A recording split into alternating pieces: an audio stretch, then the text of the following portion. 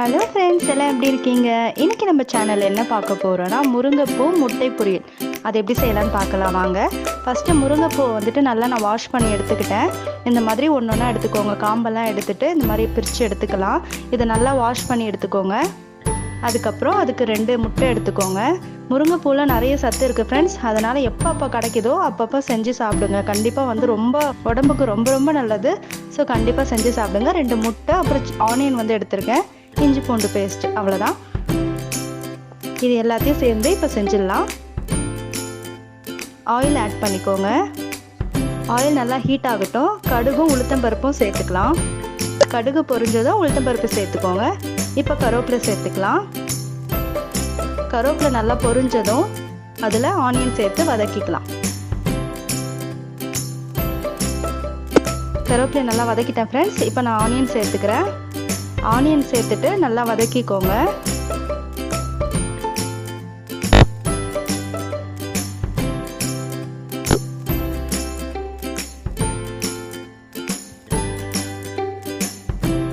Onion நல்லா colour மாறணும், அந்த அளவுக்கு நல்லா வதக்கிக்கோங்க.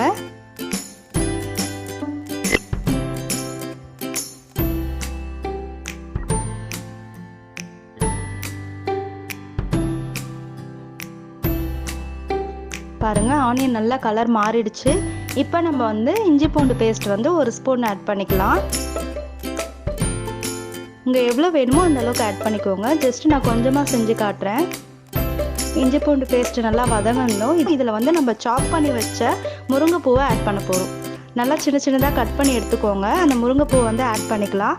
ஆட் பண்ணி தண்ணி எதுவும் சேர்க்க வேண்டாம். நம்ம வாஷ் பண்ண தண்ணி அதில் லைட்டாக இருக்கும். ஸோ அதோடய நம்ம நல்லா வதக்கிக்கலாம். அந்த எண்ணெயிலே நல்லா வதங்கணும்.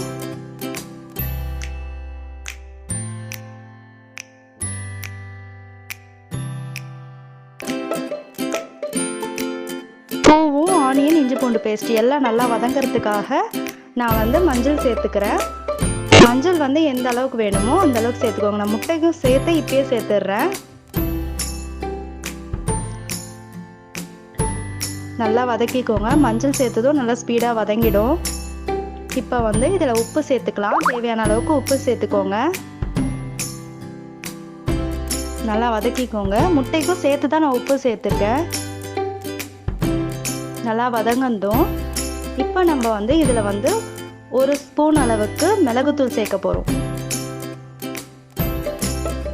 நல்லா வதங்கிடுச்சு.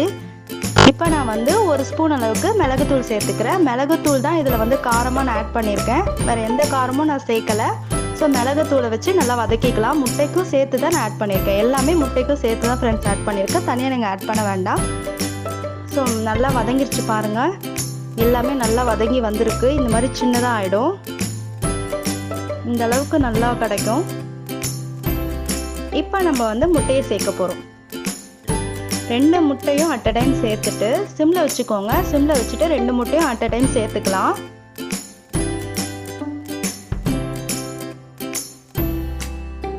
சேர்த்துட்டு இப்போ எல்லாத்தோட நல்லா மிக்ஸ் பண்ணி விடுங்க.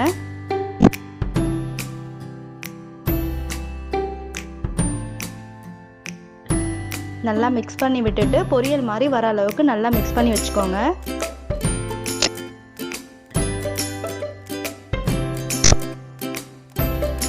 நான் என்ன எதுவும் சேர்க்கலை. ஸோ இப்படியே நல்லா சேர்த்து எல்லாத்தையும் நல்லா வதக்கிக்கலாம். பாருங்கள், நல்லா வதங்கிடுச்சு. பொரியல் சூப்பராக ரெடி ஆகிடுச்சு. இதில் நம்ம முட்டையும் ஆனியன் தான் போட்டிருக்கோன்னு தெரியும். மற்றபடி முருங்கைப்பூ இருக்குன்னு கண்டிப்பாக யாரும் சொல்ல மாட்டாங்க. ஸோ அந்தளவுக்கு சூப்பராக இருக்கும். அந்த முருங்கைப்பூ கசப்பு கூட தெரியாது. குழந்தைங்கள்லேருந்து எல்லாருமே சாப்பிட்லாம். ரொம்ப ஹெல்த்தியான பொரியல். ஹெல்த் பெனிஃபிட்ஸ் நிறைய இருக்குது. ஸோ கண்டிப்பாக சாப்பிட்டு எப்படி இருக்குன்னு சொல்லி ட்ரை பண்ணி சொல்லுங்கள். இந்த வீடியோ பிடிச்சிருந்தா லைக் பண்ணுங்கள், ஷேர் பண்ணுங்கள், கமெண்ட் பண்ணுங்கள். பாய்.